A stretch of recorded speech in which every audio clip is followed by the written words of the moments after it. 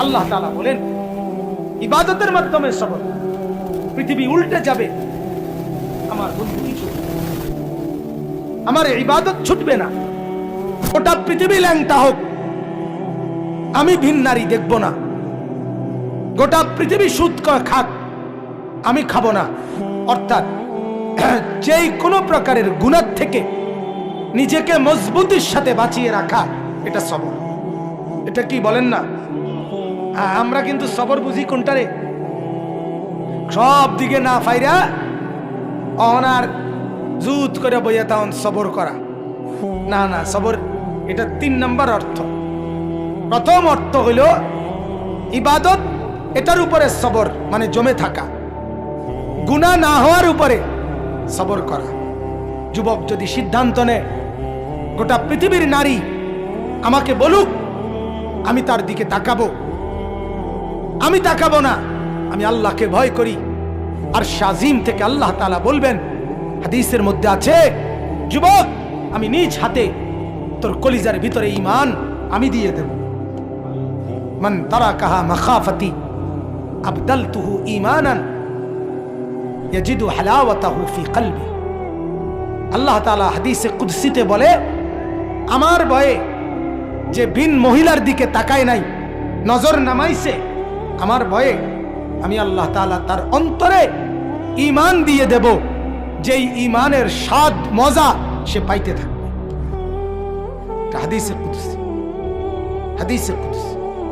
একবার যুবক নজর ফিরানো ভিন নারী থেকে, ঈমানের স্বাদ আর মজা।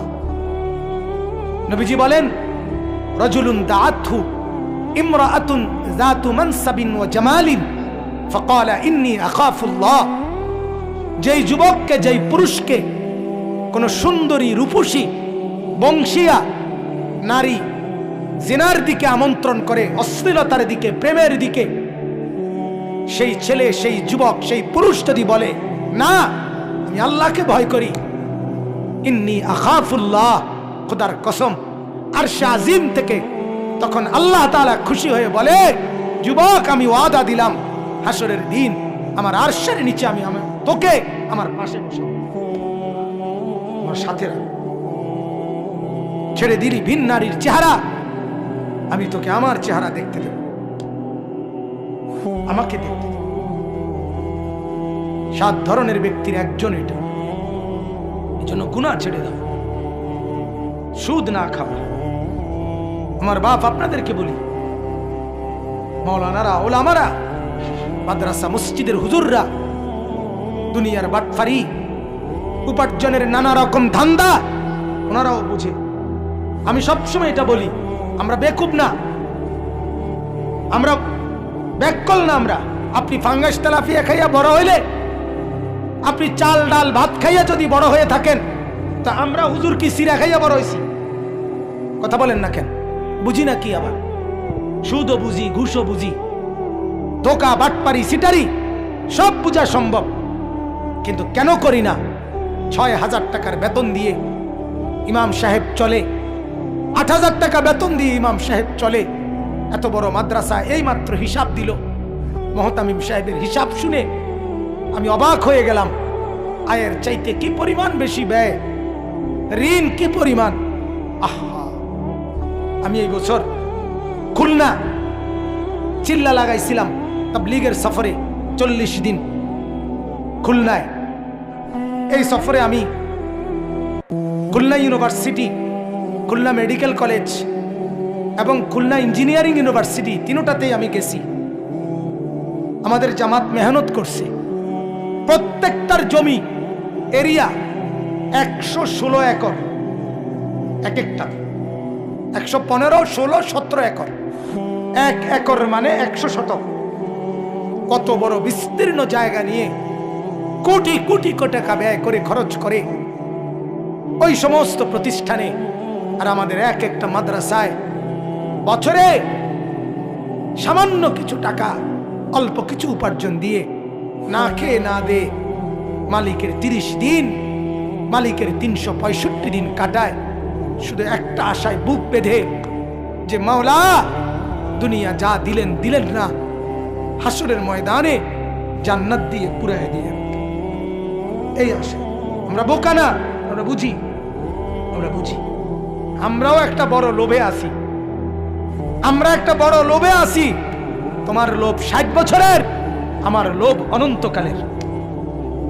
তুমি লোভ করো 60 বছরের, আমি লোভ করি অনন্তকালের। তুমি ভোগ করো দুনিয়া 60 বছর, আমি ভোগ করব জান্নাত অনন্তকাল, ইনশাআল্লাহ। ইনশাআল্লাহ। এজন্য গুনাহ থেকে বেঁচে থাকা, গুনাহ থেকে বেঁচে থাকা। আজকে মা বাপ সন্তানকে গুনাহ থেকে বাঁচাবার কোনো ফিকির নেই। সারা রাত একই ঘরে মা বাপ থাকে, পাশের ঘরে ছেলে উলঙ্গ ছবি দেখে, সারা রাত নর্তকীর নাচ দেখে, ফজরের নামাজ দিনকে দিন, মাসকে মাস, বছরের পর বছর পড়ে না। স্বামী আছে অথচ স্ত্রী ফজর পড়ে না। বাপ মা আছে, ছেলে মেয়ে নামাজ পড়ে না। আমার একটা কলজার ব্যথা, আমার মনে হয় যে আমার ব্যক্তিগত কথা, আমার মনে হয় যেই ঘরে ছেলে মেয়ে ফজর নামাজ, 5 ওয়াক্ত নামাজ, বিশেষ করে ফজরের নামাজ পড়ে না, ওই ঘরে মা বাপ নাই, ওই ঘরের ছেলে মেয়ে এতিম এতিম। যেই ঘরের মহিলা ফজরের নামাজ পড়ে না, ওই ঘরের স্বামী নাই, ওই মহিলা বিধবা। স্বামী থাকলে স্ত্রী বেনামাজি হয় কেন? বাপ মা থাকলে সন্তান বেনামাজি হয় কেন? আমার মা, সারা জীবন দেখছি মাকে। আমরা 5 ভাই 3 বোন। আমার ছোট ভাই এখানে আছে, আপন ছোট ভাই হাফেজ মাওলানা। মারে দেখছি স্কুলের যে ঘন্টা বাজায়, মা এই ঘন্টা আনছে আমগর রোমে রোমে গিয়া ফজরের ওয়াক্তে। মা এরকম ঘন্টা বাজায় বাজায়া বেল পিটটা পিটটা আমগরে উঠাইতো টুম টুম টুম টুম করে। যতক্ষণ পর্যন্ত না উঠতাম মা আমার থামতেন না, যতক্ষণ ফজরের জন্য বের না হতো। কোথায় মা? অতএব রাত হয়ে গেছে, আমি আর বাড়াইলাম না। কিন্তু সবর বলে গুনাহ থেকে নিজেকে বাঁচিয়ে রাখা। 3 নাম্বার, আসসাবরু আলা শাদাইদ ওয়াল মাসাইব। যত রকমের আপদ বিপদ, অ্যাক্সিডেন্ট, দুর্ঘটনা, রোগ শোক, টেনশন, পেরেশানি, অস্থিরতা, ঝামেলা, এই বিপদ সবগুলোর উপরে আল্লাহ তাআলা সেগুলো লাঘব করবেন, মিটিয়ে দিবেন, মোচন করবেন, দূর করবেন, এই বিশ্বাসের উপরে ধৈর্য ধরা। রাত সকাল হবেই, সকাল রাত হবেই। অতএব জ্বর ভালো হইবেই, মাথা ব্যথা এটা যাইবেই, পেটের সমস্যা এটা ঠিক হয়ে যাবে।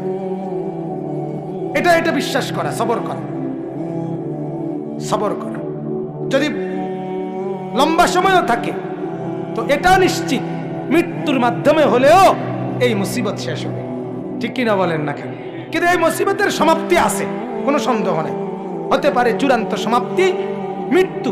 আর মৃত্যু পর্যন্ত যদি আমি সবরের সাথে মুসিবতে টিকতে পারি, চোখ বন্ধ হলেই দুনিয়াবাসী দেখবে আমার চোখ বন্ধ হয়েছে, আর আসমানওয়ালারা দেখবে আমার চোখ জান্নাতের জন্য খুলে গেছে।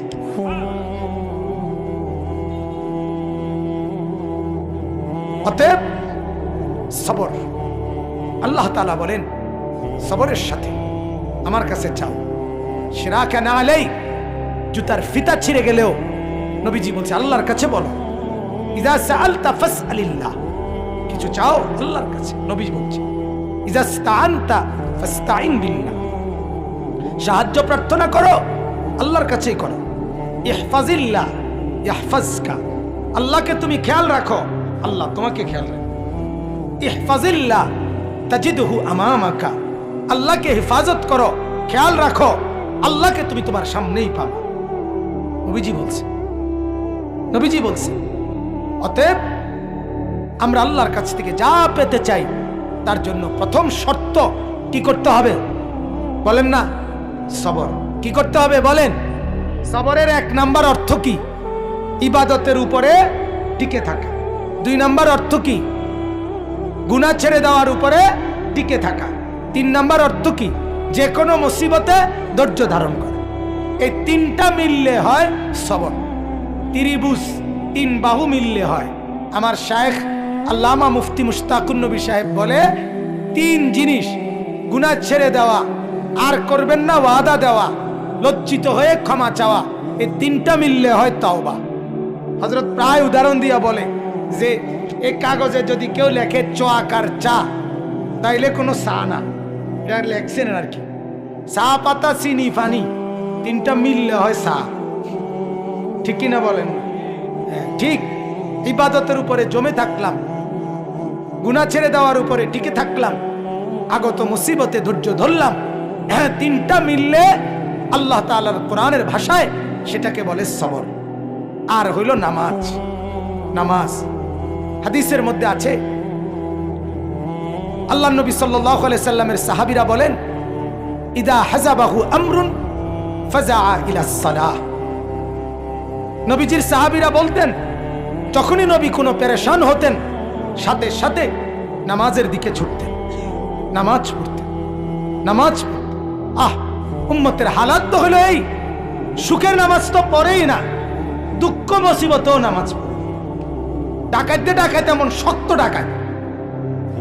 ডাকাইতে তার বিবি হসপিটালে, তার বউর অপারেশন, সে রিসিপশনে বইয়া টেলিভিশন চায়, হসপিটালের টেলিভিশন। কথা বলেন না কেন? তার বাপের রক্ত পরীক্ষা করছে, রিপোর্ট দিব আধা ঘন্টা পরে, এই ডাকাইতে বইসা টেলিভিশন চায়। আল্লাহর প্রতি তার কোনো খেয়াল নেই, কোনো খেয়াল।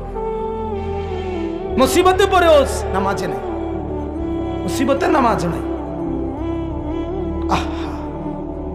এজন্য আমি বললাম, আল্লাহ তাআলা বলেন, নামাজ, তুমি নামাজ পড়ো, তোমার জরুরত, তোমার প্রয়োজনীয় বিষয় আমি দেব। আল্লাহ তাআলা বলেন, আমি জানি কি লাগবে না লাগবে। অতএব বাপ, নবীজির আখলাক ছিল এটা, যে কোনো পেরেশানিতে তিনি নামাজে দাঁড়াইতেন। ফাজাইলে আমালের মধ্যে শেখুল হাদিস হযরত মাওলানা জাকারিয়া রাহমাতুল্লাহ আলাইহি বলছেন, আমরা পড়ছি ওইটা হাদিসের, হযরত আনাস রাদিয়াল্লাহু তাআলা আনহুকে একদিন জিজ্ঞেস করছে, ও আল্লাহর নবীর সাহাবী, নবীজির জামানায় যখন ঝড় তুফান হইতো আপনারা কি করতেন? হযরত আনাস বলেন, আরে আল্লাহর বান্দা, নবীজির জামানায় আকাশ যদি অন্ধকার হইতো তাইলেই তো আমরা নামাজে দাঁড়ায় যেতাম, ঝড় তুফান তো পরের কথা। এজন্য বাপ, যেই কোনো ব্যাপারে নামাজের মাধ্যমে সাহায্য চাও, সাথে সাথে সেজদা করেন। সেজদা বড় আল্লাহকে কাছে টানার শ্রেষ্ঠতম মাধ্যম। বান্দা যখন সেজদা করে, আল্লাহ তাআলা মাথায় পিঠে হাত বুলায়, আদর করে। আকরাবু মা ইয়াকুনুল আবদু মির রাব্বিহি ওয়া হুয়া সাজিদ। নবীজি বলে, বান্দা আল্লাহ তাআলার সবচেয়ে কাছে আসে যখন সে সেজদা করে। এজন্য আমার আজকের কথায় দুটুকুই। এক কথা বললাম, আমরা ঈমানদার, মনে আছেনি? আমাদের ঈমানের পরিচয় যেন ছুটে না যায়। 2 নাম্বার, আমাদের করণীয় 2টা, আল্লাহর ইবাদত, সব ব্যাপারে আল্লাহর কাছে সাহায্য চাওয়া। আর আল্লাহর কাছে চাই চান, চাওয়ার পদ্ধতি কয়টা? 2টা। 1 নাম্বার সবর, বলেন। 2 নাম্বার নামাজ। সবর এবং নামাজ, এই 2টা আল্লাহ তাআলা দেখবেন, আপনাকে আপনার প্রার্থনাকৃত বিষয় আল্লাহ তাআলার সাথে সাথে দিয়ে দিবেন। আল্লাহ তাআলা আমাদেরকে তৌফিক দান করেন, আল্লাহ তাআলা আমাদেরকে কবুল করেন।